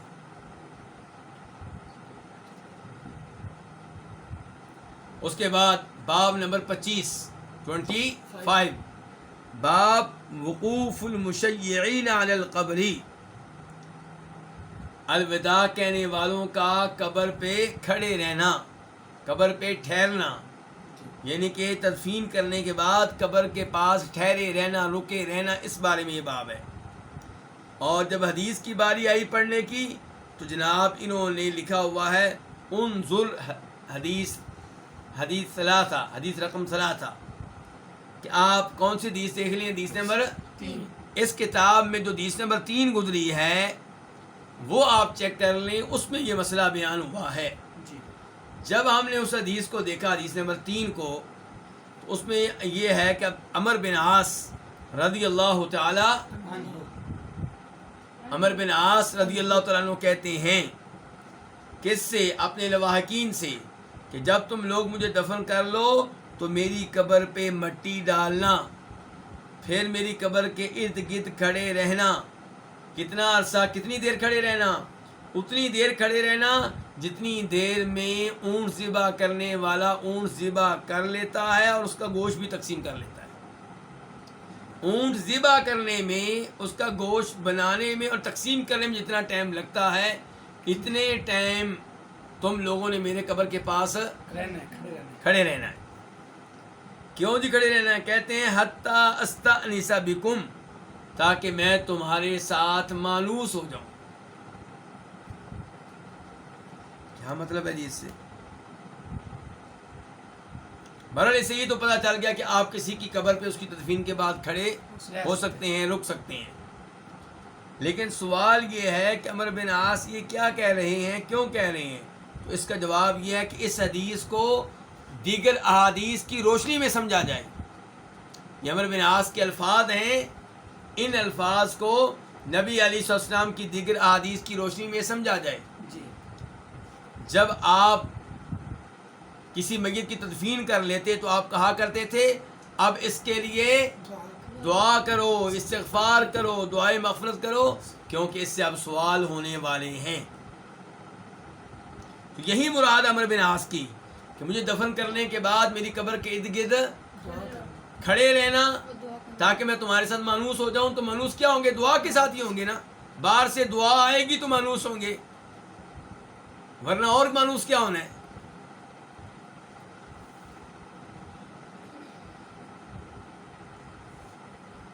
تو مسئلہ ثابت ہو گیا بہرحال کیا کہ کسی کی قبر کے پاس اسے الوداع کہنے والے رک سکتے ہیں، کھڑے ہو سکتے ہیں، وہاں پہ اس کے لیے دعا کر سکتے ہیں۔ جی تکرار میں حدیث نمبر 3 شروع ہو کسی بھائی کا سوال یہ ہے کہ کیا حدیث کا تکرار نہیں ہوا؟ بالکل نہیں ہوا، کیونکہ کتاب کے مؤلف نے حدیث بیان نہیں کی، انہوں نے کہا ہے کہ وہ حدیث دیکھ لیں آپ۔ انہوں نے باب باندھا ہے، مسئلہ بیان کر دیا جو اس حدیث سے ہم اخذ کر رہے ہیں، جی جو مسئلہ ہم اس حدیث سے معلوم کر رہے ہیں۔ حدیث دوبارہ نہیں لکھی، کہا ہے وہ حدیث آپ دیکھ لیں۔ تو یہاں پہ اب باب نمبر ہے 26۔ کیا باب ہے؟ باب القیام للجنازہ، جنازے کے لیے کھڑے ہونا یہ کیسا ہے؟ جی اس بارے میں دو مشہور قول ہیں۔ ایک قول یہ ہے کہ نبی علیہ الصلوۃ والسلام نے شروع میں جنازے کے لیے کھڑے ہونے کا حکم دیا۔ جب جنازہ گزر رہا ہو اور آپ بیٹھے ہوئے ہیں تو آپ کیا کریں؟ کھڑے ہو جائیں۔ جب آپ قبرستان میں بیٹھے ہیں، قبر کے پاس جنازہ آیا ہے تو آپ کیا ہو جائیں؟ کھڑے ہو جائیں، جب تک کہ جنازے کو رکھ نہ دیا جائے۔ جی آپ جنازے کے ساتھ ساتھ آ رہے ہیں، چلتے آئیں، لیکن تب تک نہ بیٹھیں جب تک کہ جنازے کو رکھ نہ دیا جائے۔ یہ حکم دیا تھا پہلے، آپ نے کیا کیا تھا؟ پھر آپ کی کئی احادیث سے ثابت ہے کہ آپ نے جنازے آپ کے پاس سے گزرے تو آپ کھڑے نہیں ہوئے، جی بلکہ بیٹھے رہے۔ اب کیا موقف اپنایا جائے اس مسئلے میں؟ جنازے کے لیے کھڑا ہونا چاہیے کہ نہیں؟ تو ایک موقف ہے امام مالک کا، امام شافعی کا، امام ابو حنیفہ کا۔ کتنے اماموں کے نام لیا میں نے؟ 3 کا۔ اور موجودہ زمانے کے بہت بڑے محدث شیخ البانی رحمہ اللہ کا۔ وہ موقف یہ ہے کہ پہلے آپ نے حکم دیا کہ جنازے کے لیے کھڑا ہوا جائے، جی بعد میں یہ حکم کینسل ہو گیا، منسوخ ہو گیا۔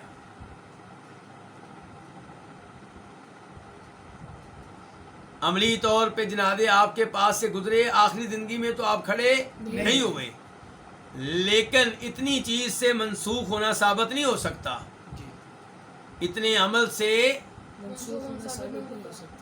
لیکن ایک روایت ہے جسے شیخ البانی رحمہ اللہ قابل قبول قرار دیتے ہیں، حسن درجے کی قرار دیتے ہیں، اور اسے امام ابو داؤد لے کر آئے اپنی سنن میں۔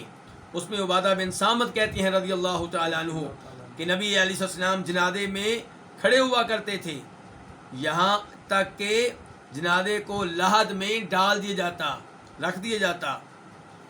تو آپ کے پاس سے ایک دفعہ ایک یہودی عالم گزرا، تو وہ کہنے لگا ہم بھی ایسے ہی کرتے ہیں، ہم بھی ایسے ہی کرتے ہیں۔ تو نبی علیہ الصلوۃ والسلام نے اس کے بعد کیا کیا، جنازے جب گزرے تو آپ بیٹھے رہے جی۔ اور کہا اجلسو، بیٹھے رہا کرو، خالفہم، ان کی مخالفت کرو۔ تو یہ الفاظ بتا رہے ہیں کہ پہلا حکم کیا ہو گیا ہے، منسوخ ہو گیا ہے، کینسل ہو گیا ہے، اور یہی موقف ہے موجودہ زمانے کے بہت بڑے محدث علامہ محمد ناصر الدین البانی رحمہ اللہ کا۔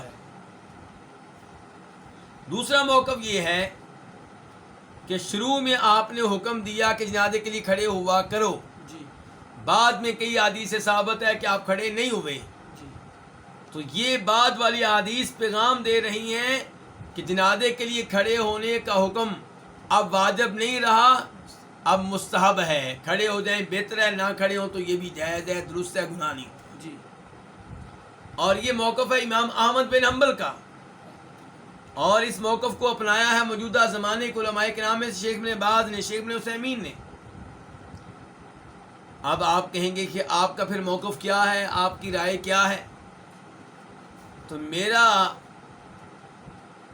زیادہ رجحان جو ہے وہ شیخ البانی رحمہ اللہ کے موقف کی طرف ہے، اگرچہ اس مسئلے میں اختلاف کی گنجائش موجود ہے۔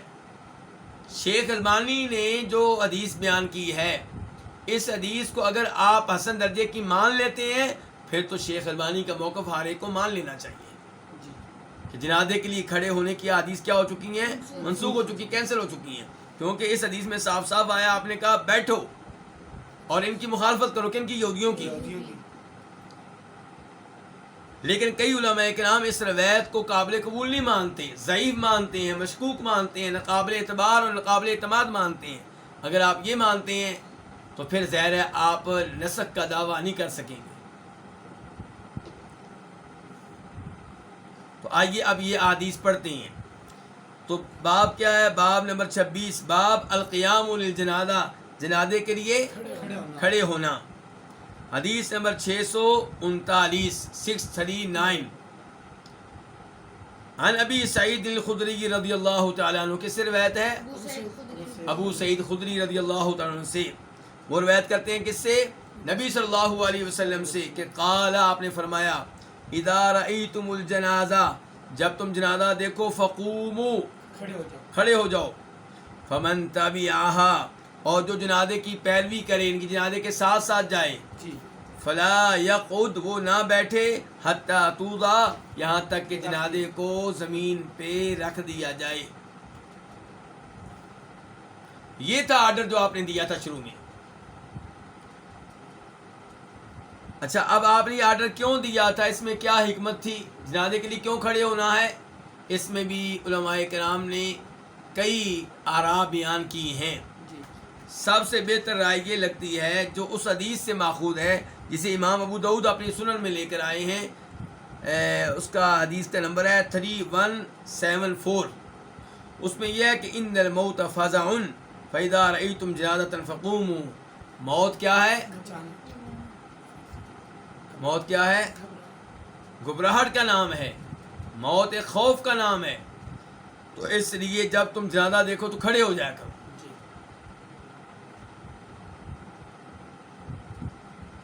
اب پڑھتے ہیں ہم حدیث نمبر 639 کے ضمن میں ایک روایت اور ہے، وفی روایت للبخاری، اور بخاری کی ایک روایت میں ہے، عن سعید المقبری، وہ امام بخاری کس سے روایت کرتے ہیں؟ سعید مقبری سے، اور وہ کس سے روایت کرتے ہیں؟ نبی اپنے باپ سے۔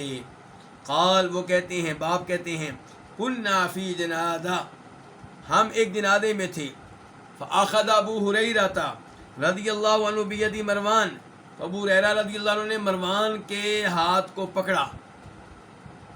ابو ہریرہ نے کس کو پکڑا؟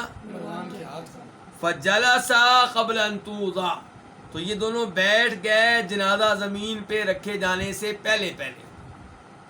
اچھا، یہاں پہ کون کٹھے ہو گئے ہیں؟ جناب ابو ہریرہ اور مروان بن حکم، کون ہے؟ اموی۔ یہ مروان وہ ہیں جن کی وہ لوگ بڑی مخالفت کرتے ہیں، جو صحابہ کرام سے عداوت رکھتے ہیں، جی جو صحابہ کرام سے نفرت کرنے والے ہیں، وہ بنی امیہ اور خصوصاً مروان کے خلاف بڑی گندی قسم کی گفتگو کرتے ہیں، بڑے الزامات لگاتے ہیں، بڑی تہمتیں لگاتے ہیں۔ مروان کے صحابی ہونے نہ ہونے کے بارے میں کچھ اختلاف ہے، زیادہ امید یہی لگتی ہے کہ یہ صحابی ہیں، اور ان کے والد صاحب تو پکے صحابی تھے، ان کو ان میں اختلاف نہیں ہے۔ ان میں اختلاف کیوں ہے؟ کیونکہ چھوٹے تھے، تو اختلاف ہے کہ یہ صحابی بن سکے ہیں کہ نہیں، اور زیادہ امید کیا کہ کیا ہے؟ صحابی ہیں۔ اچھا، اب ان کے والد کون ہیں؟ جی حکم۔ کہتے ہیں کہ نبی علیہ السلام نے حکم پہ بھی لعنت کی تھی اور اس کی اولاد پہ بھی لعنت کی تھی، تو حکم بھی ملعون ہو گیا، بیٹا مروان بھی ملعون ہو گیا۔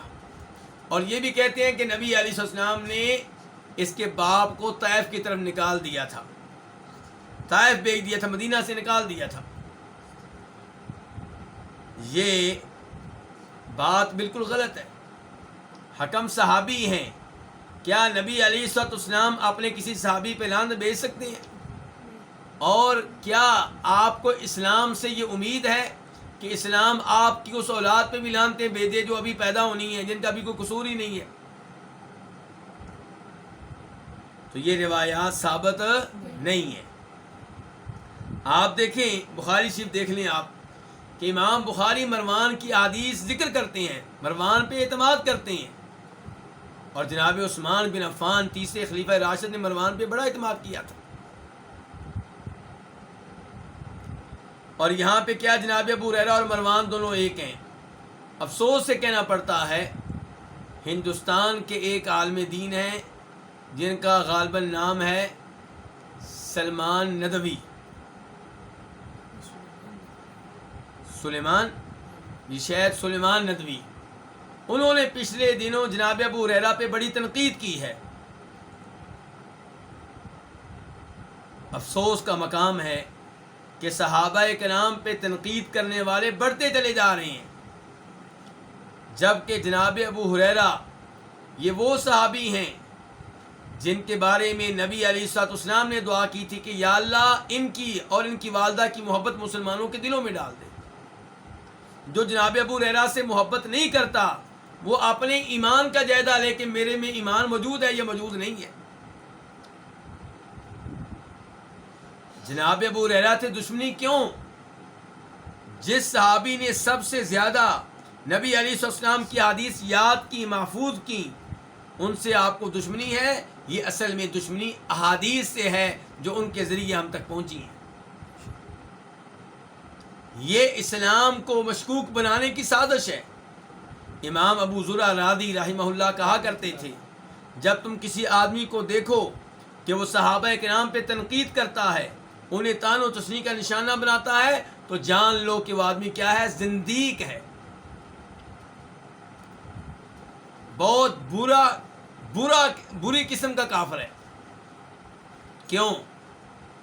وہ کہتے ہیں اس لیے کہ صحابہ کرام پہ تنقید کرنے والے چاہتے ہیں کہ دین اسلام سے لوگوں کا اعتبار اور یقین اٹھ جائے، کیونکہ قرآن ہم تک کن کے ذریعے پہنچا؟ صحابہ کرام کے ذریعے۔ احادیث کن کے ذریعے پہنچی؟ صحابہ کرام کے ذریعے۔ جب صحابہ کرام داغدار ہو جائیں گے، جب ان پہ آپ تہمتیں لگائیں گے، الزامات لگائیں گے، ان کو مشکوک بنا دیں گے، تو پھر قرآن و حدیث بھی مشکوک ہو جائیں گے، کیونکہ یہ ان کے ذریعے پہنچے۔ تو اللہ اس شخص کو ہدایت دے، اور یہ شخص مسلسل ایسی حرکتیں کر رہا ہے جو قرآن و حدیث سے مطابقت نہیں رکھتی۔ کبھی وہ سعودی عرب کے حکمرانوں کے خلاف باتیں کر رہا ہوتا ہے، اور سعودی عرب کے حکمران کون ہیں؟ ساری دنیا کے مسلمان حکمرانوں کا آپ جائزہ لے لیں، ان میں سے توحید والے کون ہیں؟ ہم کسی کو فرشتہ نہیں کہتے، ہم کسی کو معصوم نہیں کہتے، ہم کسی کو غلطیوں سے پاک نہیں کہتے۔ جو کمیاں کوتاہیاں ہم دعا کرتے ہیں کہ اللہ تعالیٰ ان کی اصلاح فرمائے، اللہ تعالیٰ سعودی حکمرانوں کو جو کمیاں کوتاہیاں دور کرنے کی توفیق دے۔ لیکن توحید کے لیے ان کی خدمات، مسجد نبوی، مسجد حرام کے لیے ان کی خدمات اس سب کے سامنے. آپ کو تنقید کرنے کے لیے صرف وہ حکمران ملے ہیں جو توحید و سنت پہ ہیں. اور اب آپ نے صحابہ کرام پہ تنقید شروع کر دی ہے. اس سے کیا پتہ چلتا ہے؟ اگر آپ صرف سعودی حکمرانوں پہ تنقید کرنے والے ہوتے تو ہم سمجھتے کہ شاید آپ مخلص ہیں اور آپ سے غلطی ہو رہی ہے، لیکن آپ نے تو جناب ابو ہریرہ کو معاف نہیں کیا. تو اللہ رب العزت ایسے لوگوں کو ہدایت دے جو صحابہ کرام کے بارے میں ایسی گفتگو کرتے ہیں. جناب ابو ہریرہ کے بارے میں اس آدمی کی گفتگو نہایت خطرناک ہے. آپ وہ کہیں سننا چاہیں تو سن سکتے ہیں، اور الحمدللہ ہمارے علماء کرام نے اس گفتگو کا جواب دیا ہے اور اس کو ریجیکٹ کیا ہے.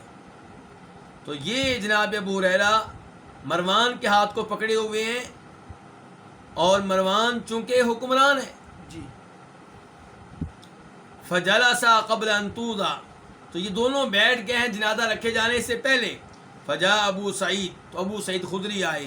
فاخذ بید مروان، انہوں نے مروان کے ہاتھ کو پکڑا. جی.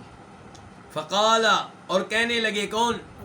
ابو سعید خدری، قم، کھڑے ہو جاؤ. فواللہ، پس اللہ کی قسم، لقد علم هذا، یقیناً یہ جانتے ہیں، یہ کون؟ ابو ہریرہ، ان النبی صلی اللہ علیہ وسلم نہانا عن ذلک، کہ نبی علیہ السلام نے ہمیں اس سے منع کیا تھا، روکا تھا. کس چیز سے روکا تھا؟ جنازے سے پہلے بیٹھ. کہ جنازہ رکھے جانے سے پہلے بیٹھ جانا. فقال ابو ہریرہ صدقہ، جناب ابو ہریرہ نے کہا کہ بالکل ابو سعید خدری نے سچ کہا ہے.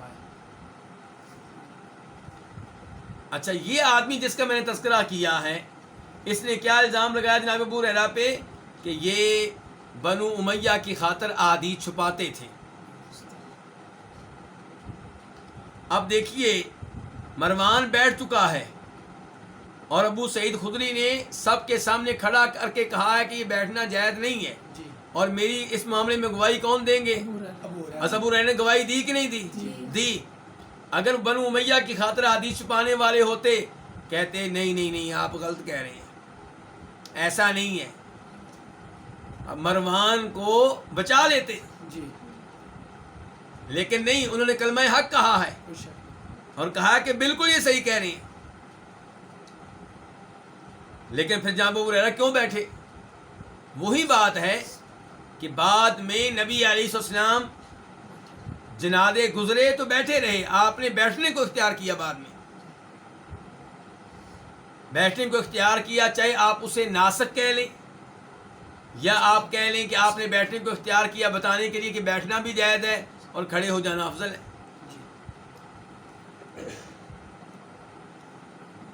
حدیث نمبر 640 میم، اس کو روایت کرنے والے کون ہیں؟ امام مسلم. عن علی، روایت ہے کس سے؟ جناب علی سے. امیر المؤمنین جناب علی بن ابو طالب رضی اللہ تعالی عنہ، ہمارے چوتھے خلیفہ راشد، آل بیت میں سے ایک عظیم شخصیت، نبی علیہ الصلوۃ والسلام کے داماد، جن کے بارے میں اللہ کے رسول نے گواہی دی کہ اللہ ان سے محبت کرتا ہے، اللہ کے رسول ان سے محبت کرتے ہیں، اور یہ اللہ سے محبت کرتے ہیں، اللہ کے رسول سے محبت کرتے ہیں. اچھا، اب ان کی حدیث کو کون لے کر آئے ہیں؟ امام مسلم. صحابہ کرام سے بغض و دعوت رکھنے والے یہ بھی الزام لگاتے ہیں جی امام بخاری، امام مسلم آل بیت کی حدیث کو ذکر نہیں کرتے. پہلی بات تو یہ ہے کہ تم نے آل بیت کے لفظ کو محدود کر دیا. جی. آل بیت میں نبی علیہ السلام کی بیویاں داخل ہیں، آپ کے مسلمان چچا داخل ہیں، آپ کے چچاؤں کی مسلمان اولاد داخل ہیں. عبداللہ ابن عباس آل بیت میں سے ہیں اور ان کی احادیث سے بخاری مسلم بھری پڑی ہیں. جناب عائشہ آل بیت میں سے ہیں اور ان کی حدیث سے بخاری مسلم بھری پڑی ہیں. چلیں، جن کو تم نے آل بیت مانا، جناب علی، ان کی حدیث بھی موجود ہیں. تو یہ جناب علی سے روایت لی ہے.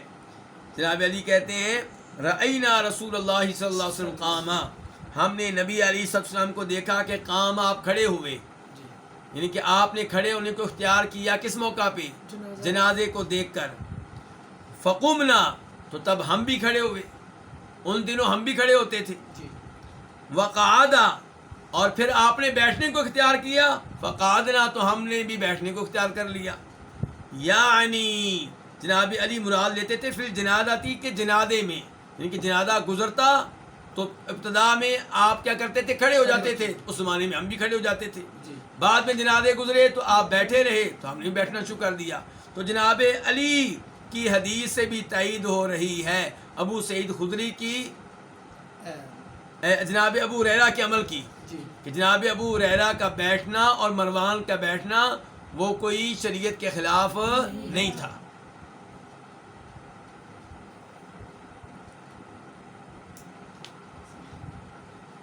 اس کے بعد وفی روایتن، اور ایک روایت میں ہے عن واقد بن عمر، اور ایک روایت میں ہے، اور یہ روایت کس سے ہے؟ واقد بن عمر بن سعد بن معاذ الانصاری سے. سعد بن معاذ مشہور صحابی ہیں، یہ ان کے کیا لگے؟ پوتے لگے. انہو قال، واقد سے روایت ہے کہ انہوں نے کہا، کس نے کہا؟ واقد نے کہا کہ رآنی نافع بن جبیر، مجھے دیکھا نافع بن جبیر نے. اور نافع بن جبیر بن مطعم، جی یہ بھی صحابے کی بیٹے ہیں. تو کہتے ہیں مجھے نافع بن جبیر نے دیکھا. وَنَحْنُ فِي جَنَازَةٍ، اور ہم کہاں تھے؟ ایک جنازے میں تھے. قائماً، انہوں نے مجھے دیکھا کھڑے ہوئے. جی مجھے کس حالت میں دیکھا؟ کھڑے ہوئے. وقد جلسا، جب کہ وہ بیٹھ چکے تھے. ینتظر، انتظار کر رہے تھے کہ ان توضع الجنازہ، کہ جنازہ رکھ دیا جائے. خود نافع بن جبیر بیٹھے ہوئے تھے، جنازہ رکھے جانے کا انتظار کر رہے تھے، یا جنازے کے قبر میں اتارے جانے کا انتظار کر رہے تھے، اور مجھے دیکھا کہ میں کھڑا ہوا ہوں. فقال علی، تو مجھ سے کہنے لگے ما یقیمک، تمہیں کون سی چیز کھڑا کیے ہوئے ہے؟ تم کس لیے کھڑے ہو؟ فقلت، تو میں نے کہا، کس سے؟ نافع سے. جی میں نے نافع سے کہا انتظر ان توضع الجنازہ، میں جنازے کے رکھے جانے کا انتظار کر رہا ہوں. کیوں بھائی؟ لما یحدث ابو سعید خدری، اس حدیث کی وجہ سے جو ابو سعید خدری بیان کرتے ہیں. وہ کون سی حدیث ہے؟ وہ جو ابھی ہم نے پڑھی، حدیث نمبر 639 639، کہ آپ نے فرمایا جب جنازہ دیکھو تو کھڑے ہو جاؤ، اور جو جنازے کے ساتھ ساتھ جائے وہ اس وقت تک نہ بیٹھے جب تک کہ جنازے کو ڈال دیا جائے یا رکھ دیا جائے زمین پہ. تو یہ کہہ رہے ہیں واقد کہ میں جنازے کے رکھے جانے کا انتظار کر رہا ہوں اس حدیث کی وجہ سے جسے کون بیان کرتے ہیں؟ ابو سعید خدری. فقال نافع، تو کون کہنے لگے؟ نافع کہنے لگے فإن مسعود بن الحکم، مسعود بن حکم انصاری نے حدثنی، مجھے بیان کیا، مجھے بتایا، ان علی بن ابی طالب، علی بن ابو طالب سے روایت کرتے ہوئے بتایا کہ انہو قال، کہ انہوں نے کہا تھا. کنہوں نے؟ جناب علی نے، کہ قام رسول اللہ صلی اللہ علیہ وسلم، کہ رسول اللہ صلی اللہ علیہ وسلم جنازے کے لیے پہلے کھڑے ہوئے. ثم قعد، پھر آپ نے بیٹھنے کو اختیار کیا. پھر کس کو اختیار کیا؟ بیٹھنے کو.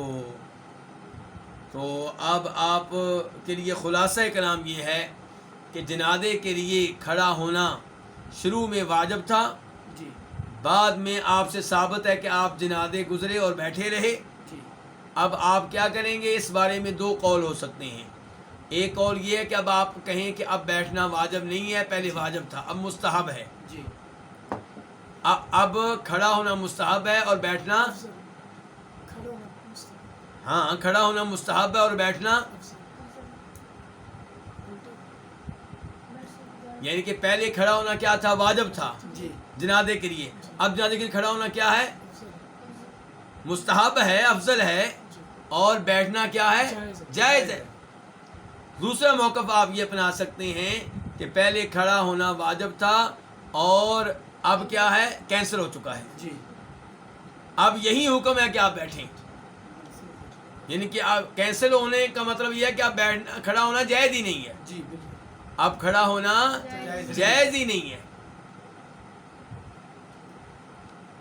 اور یہ جو روایات ہم نے پڑھی ہیں ان سے لگتا یہی ہے کہ کینسل ہونے کا، منسوخ ہونے کا قول زیادہ مضبوط ہے.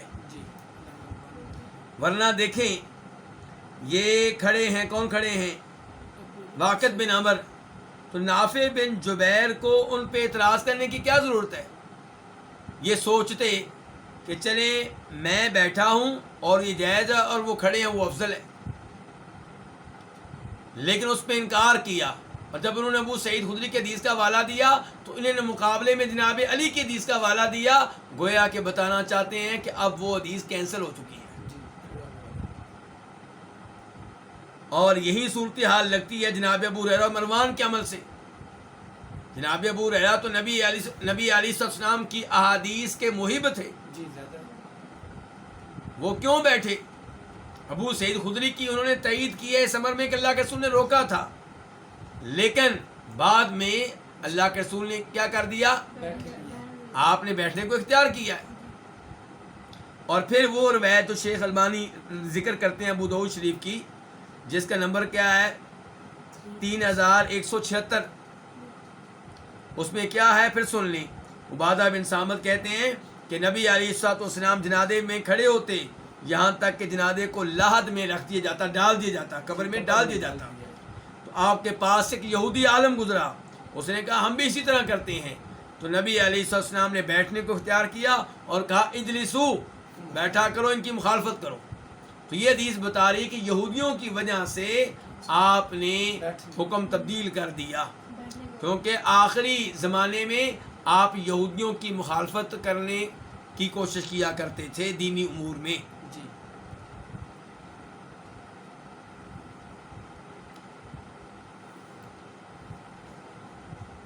اس کے بعد باب نمبر کون سا ہے 27، باب احکام القبر، قبر کے احکام. حدیث نمبر 641 641 میم. اس حدیث کو روایت کرنے والے کون ہیں؟ امام مسلم. عن سعد بن ابی وقاص، کس سے روایت ہے؟ سعد بن ابی وقاص رضی اللہ تعالیٰ عنہ سے. یہ عشرہ مبشرہ میں سے ہیں، ان 10 صحابہ کرام میں سے ایک ہیں جن کو دنیا میں ایک ہی مجلس میں جنت کی خوشخبری ملی. ورنہ جنت کی خوشخبری جن صحابہ کرام کو ملی ہے وہ 10 نہیں ہیں، وہ 10 سے کہیں زیادہ ہیں. جناب خدیجہ کو خوشخبری نہیں ملی، عبداللہ بن سلام کو نہیں ملی، جناب عائشہ کو نہیں ملی. تو جن کو جنت کی خوشخبریاں ملی ہیں وہ صحابہ کرام اور بھی ہیں. تو پھر یہ 10 کون ہیں؟ یہ 10 وہ ہیں جن کو آپ نے ایک ہی مجلس میں ہاں جی جنت کی خوشخبری سنائی. ان میں سے ایک سعد بن ابی وقاص ہیں، اور یہ سعد ان میں بھی ہیں جن کو جناب عمر فاروق نے اس کمیٹی میں رکھا تھا. تو 6 آدمیوں کی کمیٹی تھی، کس کام کے لیے؟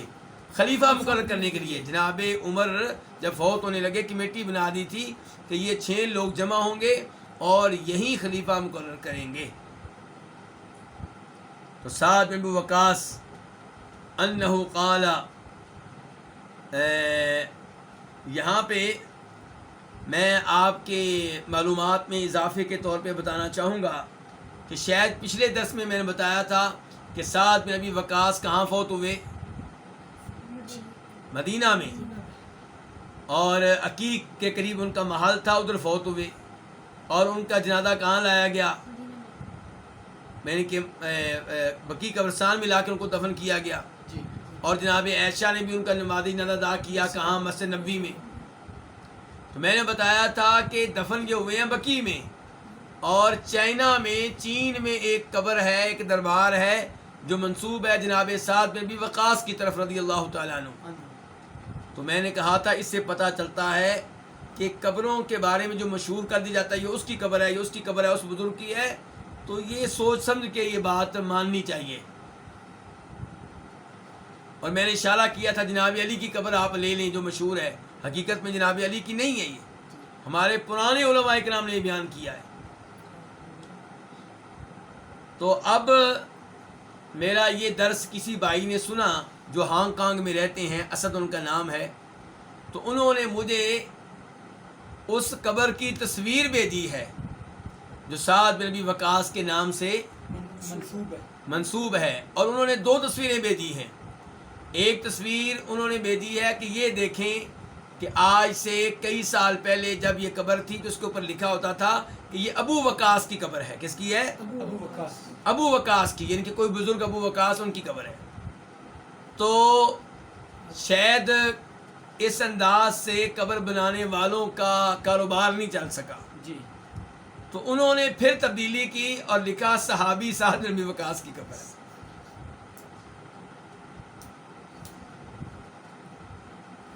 تو بہرحال یہ ہے سعد بن ابی وقاص. ان سے روایت ہے انہو قال کہ انہوں نے کہا فی مرضہ الذی ہلک فیہ، انہوں نے اپنی اس بیماری میں کہا جس بیماری میں وہ کیا ہوئے؟ وفات پائے. ہلاک ہوئے، فوت ہوئے، وفات پائی. کیا کہا؟ الہدوا لی لہدا، میرے لیے بغلی قبر بنانا. ہم گھر میں قبر کی باتیں ہی نہیں کرتے، اور گھر والے بھی کہتے ہیں کیسی باتیں کر رہے ہو، کیوں ہمیں پریشان کر رہے ہو. جی. نہیں بھائی، ابھی سے بچوں کی تربیت کریں، ان کو بتائیں ہماری قبر کچی ہونی چاہیے، ان کے اوپر کوئی کتبہ وغیرہ نہیں لگانا، اس کے اوپر کچھ لکھنا نہیں ہے، اس کو پختہ نہیں کرنا، پھول نہیں چڑھانے، اور میرے فوت ہونے کے بعد نوحہ نہیں کرنا. جی. کہیں ایسا نہ ہو نوحہ تم کرو، قبر میں عذاب مجھے ملے. تو یہ جناب ساتھ کیا کہہ رہے ہیں؟ الہدوا لی لہدا، میرے لیے قبر کیسی بنانا؟ بغلی. بغلی قبر بنانا. وانصبوا علی اللبن نصبا، اور میرے اوپر کچی اینٹیں نصب کرنا. یعنی کہ میت کو قبر میں ڈالنے کے بعد اینٹیں رکھنی پڑتی ہیں تاکہ مٹی نیچے نہ گرے. تو کہتے ہیں میرے اوپر کون سی اینٹیں نصب کرنا؟ کچی اینٹیں. کما صنع برسول اللہ صلی اللہ علیہ وسلم، جیسے کیا گیا تھا نبی علیہ الصلوۃ والسلام کے ساتھ. یعنی کہ میرے ساتھ وہ سلوک کرنا، میری قبر ویسے بنانا جیسی قبر میرے ساتھیوں نے نبی علیہ السلام کی بنائی تھی. تو اس کا کیا پتہ چلا قبر پھر کیسی ہونی چاہیے؟ کچی. اور بغلی قبر بنانا بھی جائز ہے اور سیدھی قبر بنانا بھی جائز ہے، لیکن چونکہ نبی علیہ السلام کی بغلی بنی تھی، جناب ساتھ چاہتے ہیں میری بھی کیا بنے؟ بغلی بنے.